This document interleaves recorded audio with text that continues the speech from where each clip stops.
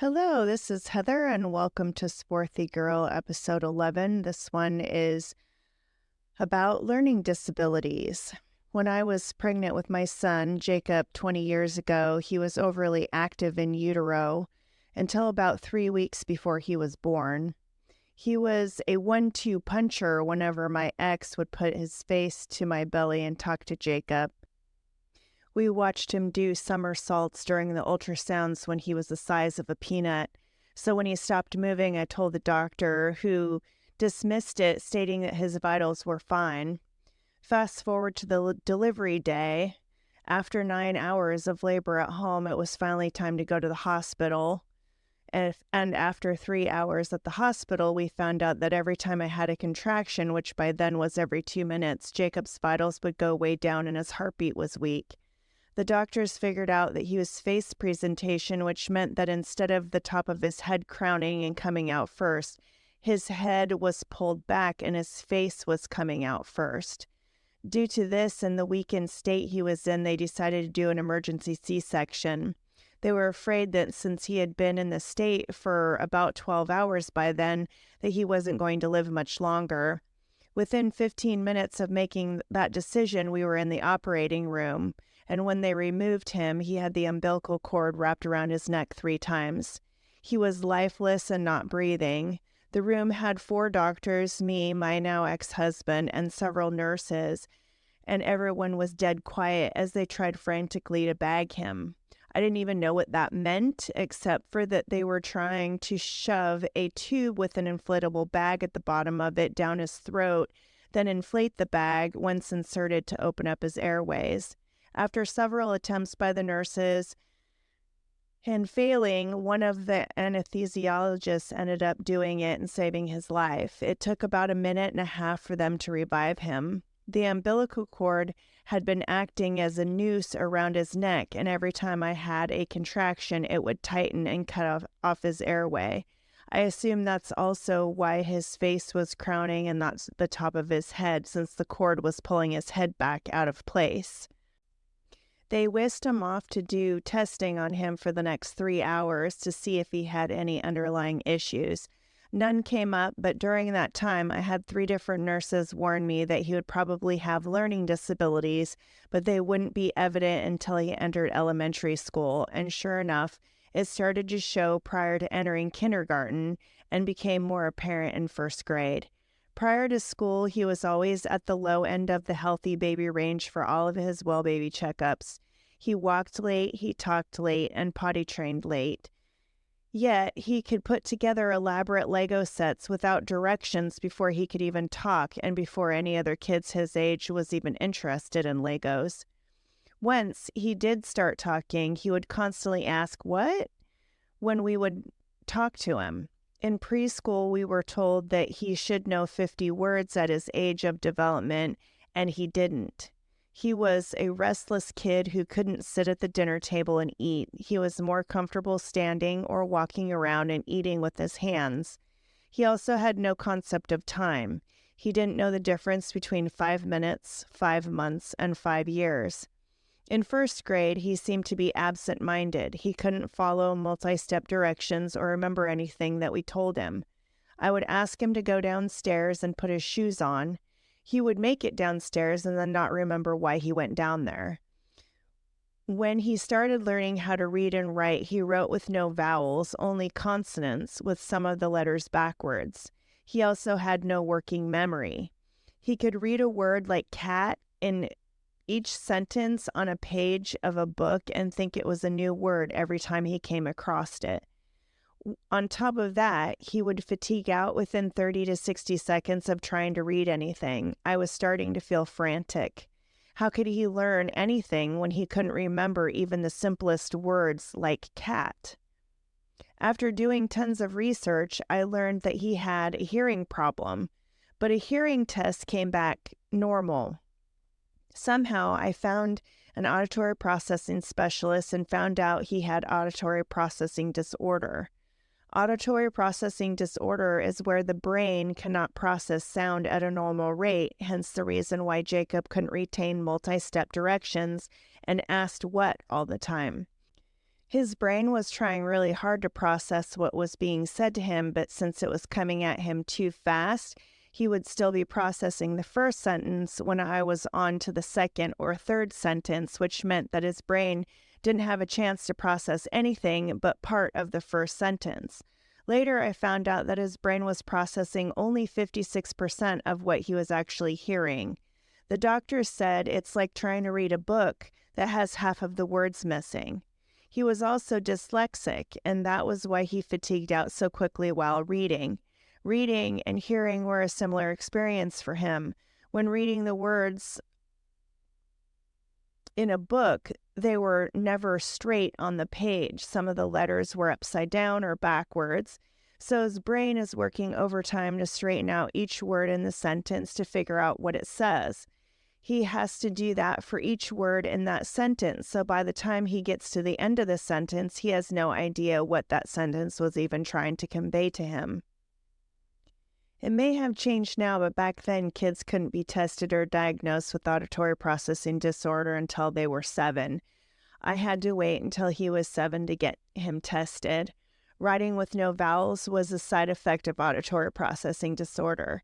His brain wasn't hearing or processing the vowels, so his alphabet did not consist of vowels.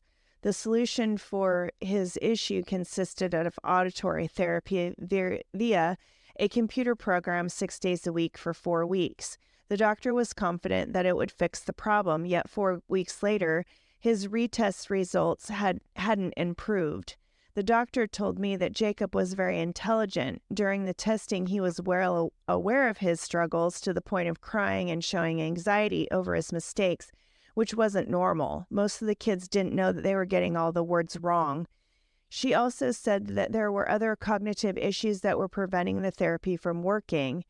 We were then referred to a psychiatrist for Jacob's anxiety, a neuropsychologist, and a neurologist. We also were referred to a speech pathologist. I found out that none of these specialists, except for the neurologist, either didn't take insurance or the assessments and subsequent therapy was not covered by insurance. Each assessment included more referrals and more therapy. This became our lives for the next 6+ years. He was diagnosed with depression and anxiety, dyslexia, auditory processing disorder, misophonia, which is hatred of sound, phonophobia, which is fear of sound, developmental eye issues, which I found out goes hand in hand with auditory processing disorder, and sensory processing issues. I pulled Jacob out of school before the end of 2nd grade, and he did not go back into the public school system until 7th grade. By then, I was getting a divorce, and I was moving the kids to a different city that had a school that was opening up for learning disabled kids. The medical expenses were already crippling, but I thought at the time that this was the best thing that I could do for my kid to give him a fighting chance in life. It also meant working more when I couldn't work more than I already was. I had a job that didn't pay by the hour, but paid by the job. So the more I worked, the more I got paid. And I was already working 10 to 16-hour days, 7 days a week. My company also didn't pay sick leave or vacation time. So if I wasn't working, I wasn't getting paid. I couldn't afford to take a break, especially with an ex who was not paying his share of the expenses. In the end, the learning disabled school and all of the therapy didn't work.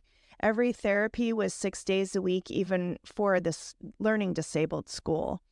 The typical therapy duration was between 4 weeks and 16 weeks. Most of the time, after completing a full 4 or 16-week session, his progress was unremarkable and we would be asked to do a second or third round. Everyone knew what his problem was and their therapy would work this time. And of course, it wasn't covered by insurance and ranged from $2,500 up to over $10,000, and they needed to be paid up front. After a while, I felt like I was being scammed. A lot of the therapy not only didn't work, but would aggravate his other issues, so then I was forced to seek help for those additional issues. In the end, I ran out of money and hope. I had worked myself into the ground and everything felt hopeless. I ended up pulling Jacob out of the learning disabled school after 2 years and ended up focusing on treatment for his misophonia and phonophobia in Canada, which had gotten worse with some of the therapy that they had been doing at the learning disabled school. Jacob's auditory processing specialist in the U.S. had no idea what misophonia was. Even though it was thought to be an auditory processing issue, they ended up separating it out as its own diagnosis in 2002. Come to find out, Europe was eons ahead of the U.S. in regard to diagnosis and treatment of these disorders. However, his results with the Canadian auditory specialist that included therapy and an ear device didn't work and created yet new problems. On top of that, the therapy that we were doing 6 days a week didn't work after 8 weeks, and a second round was recommended. And this was the incessant gerbil wheel that we couldn't get off of. After hearing that, I couldn't keep going on the path that felt hopeless, and I gave up. It felt good to let go, as it relieved some financial pressure that had built up with desperation to help Jacob, yet also a total disappointment in my utter failure to help him. The whole ordeal had been a total hardship on our family. During that time, I had worked my ass off to not go into debt, but I still did, which meant I had to keep working my ass off to pay off the debt and continue to support my family. I lost precious time with my young kids, not just by working my life away, but also worrying and not being present when I was with them. The tens of thousands of dollars I spent on therapy could have been spent taking the kids to Disneyland and doing normal kid stuff. I could have put some of it in savings so that I could have taken better care of myself, so I could have been present for my kids. I was doing the best I could with what I knew at the time, which obviously wasn't that much. What I can say now is that there is nothing wrong with Jacob. He is labeled with learning disabilities, but he is not disabled. He just learns differently. He is not broken. He is whole and perfect just the way he is. And that's what makes Jacob, Jacob. With all of the testing that he went through, we found out that he is in the top 20th percentile for his spatial ability, hence his Lego building talents. He also tested with an average IQ, but that's with several layers of severe learning disabilities. These kids are labeled as stupid growing up, yet I found that most of them to be exceptionally bright. I learned that kids with autism have photographic memories. They're unable to decode words like the teachers show us how to do in elementary school, yet instead you can show them a word, enunciate it, and that's all they need to remember how to spell and pronounce it forever. They only need to be told once. The average person needs something repeated to them at least 6 times for them to remember it. Learning disabled kids, also known as LD kids, are more susceptible to drug use, addiction, suicide, and incarceration. This was one of the reasons why I was so focused on fixing Jacob. His experience in the public school system killed his self-esteem because they put so much importance on math and science. They also preach that the only right way is college. They are unable to support, celebrate, or help these kids that are exceptional in their own unique way. I learned through this process with Jacob that I also have auditory processing disorder and misophonia, just not to the severity that Jacob does. It has caused a low self-esteem for me too, and has stopped me from doing a lot. You can let a diagnosis run your life, or you can choose to not let it. My daughter also had some reading issues in 1st grade, so I suspected she too had dyslexia.